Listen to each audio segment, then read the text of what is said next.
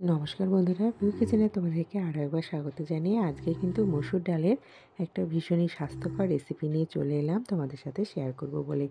এতটাই স্বাস্থ্যকর, বাড়ির ছোটরাও কিন্তু খেতে পারবে এরকম রেসিপি এবং ভীষণই হেলদি, প্রোটিনে ভরপুর। এই রেসিপিটা একবার বাড়িতে বানিয়ে দেখতে পারো। আমি এখানে 100 গ্রাম মসুর ডাল নিয়েছি। মসুর ডালটা এখন একটা বোলের মধ্যে নিয়ে নিয়েছি।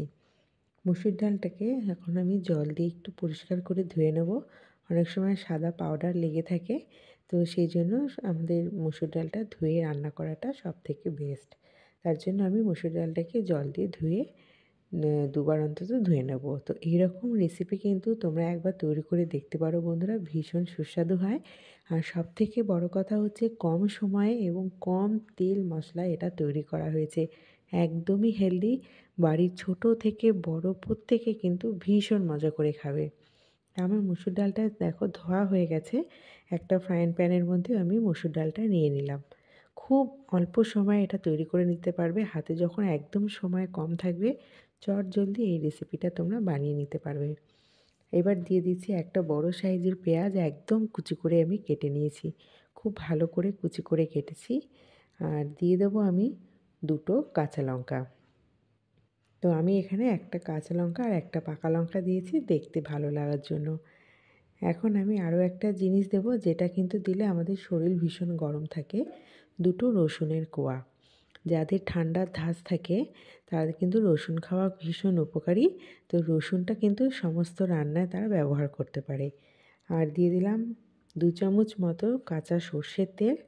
আর এখন স্বাদ মতো দিয়ে দেবো লবণ। আর দিয়ে দেবো পরিমাণ মতো হলুদ। ব্যাস এতটুকুই মশলা, আর কোনো কিছু দিতে হবে না।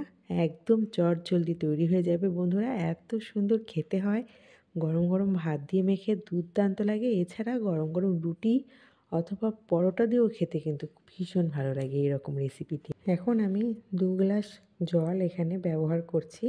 তবে জলের পরিমাণটা কিন্তু তোমাদের ডালের উপর নির্ভর করছে।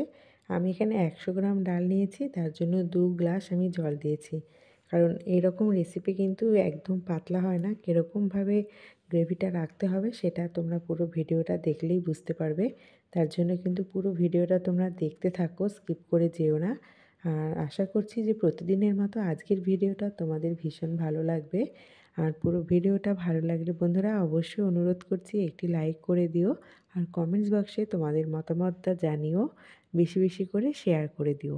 যদি কোনো নতুন বন্ধু এসে থাকো আমার চ্যানেলে, তো প্লিজ আমার চ্যানেলটিকে সাবস্ক্রাইব করে দিও। পাশে থাকা বেল বাটনটি প্রেস করে দিও, যাতে আমার নতুন নতুন ভিডিও রেসিপি আপলোড করা মাত্রই তার নোটিফিকেশানটা সবার আগে তোমার কাছে পৌঁছে যেতে পারে। আমি এখন 10 মিনিট মতো ঢাকা দিয়ে রেখেছিলাম। দেখো 10 মিনিট বাদে আমি কিন্তু গ্যাসের ফ্লেমটাকে মিডিয়াম করে ঢাকা দিয়েছিলাম। তো এখন আমি ঢাকা তুলে একটু ভালো মতো নাড়িয়ে চাড়িয়ে নিচ্ছি। আমার কিন্তু প্রায় অনেকটাই সিদ্ধ হয়ে গেছে। আমি কিন্তু ভালো মতো একটু ডালটাকে ভেঙে নিচ্ছি। তো ডালটা দেখো খুব সুন্দরভাবে সিদ্ধ হয়ে গেছে। আর রসুনগুলো ছিল, রসুনের কোয়াগুলো কিন্তু আমি হাতার সাহায্যে একটু দাবিয়ে দিচ্ছি, মানে ভেঙে যাচ্ছে। এত সুন্দর একটা সেন্ট এসেছে এবং ফ্লেভারটাও ভীষণ ভালো লাগছে খেতে। যেহেতু কাঁচা সর্ষের তেল দেওয়া আছে, রসুনের কোয়া রয়েছে, খেতে কিন্তু ভীষণ ভালো লাগছে। তো এইরকম রেসিপি কিন্তু তোমরা যখন তখন বানিয়ে নিতেই পারো। খুব অল্প সময়ে অল্প উপকরণ দিয়ে এটা তৈরি করা হয়েছে। বেশি একটা ঝামেলা নেই, বাটাবাটির ঝামেলা নেই, কোনো কিছু কাটারও ব্যাপার নেই। যখনই হাতে সময় কম থাকবে বা অফিস থেকে ফিরে এসে টায়ার্ড লাগছে শরীর, চটজলদি এরকম একটা রেসিপি কিন্তু বানিয়ে নিতে পারো। দেখো বন্ধুরা, আমি কিন্তু একটু ভালো মতো ঘুটে দিচ্ছি, যাতে ডালটা একটু ভালো মতো যাতে নরম হয়ে আরও একটু থেতিয়ে যায়।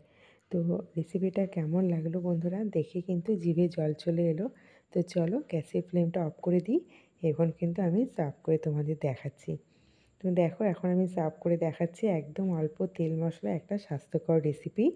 তো তোমরা কিন্তু অবশ্যই বাড়িতে ট্রাই করো। তবে হ্যাঁ, ওপরে একটু আমি কাসুরি মেথি দিচ্ছি, তবে পুরোপুরি এটা অপশনাল, চাইলে তোমরা স্কিপ করে যেতে পারো।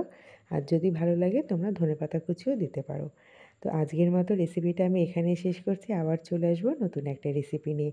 তোমরা ভালো থেকো, সুস্থ থেকো, আর তোমাদেরকে অসংখ্য ধন্যবাদ জানাচ্ছি আমার সঙ্গে থাকার জন্য। কেমন লাগলো বন্ধুরা রেসিপিটা? ভীষণ ভালো লাগলো এবং ভীষণই কিন্তু স্বাস্থ্যকর একটা রেসিপি। অবশ্যই কিন্তু তোমরা বাড়িতে একবার ট্রাই করে আমাকে কমেন্ট বক্সে কিন্তু অবশ্যই জানাবে রেসিপিটা তোমাদের কেমন লাগলো। আজকের মতো টাটা।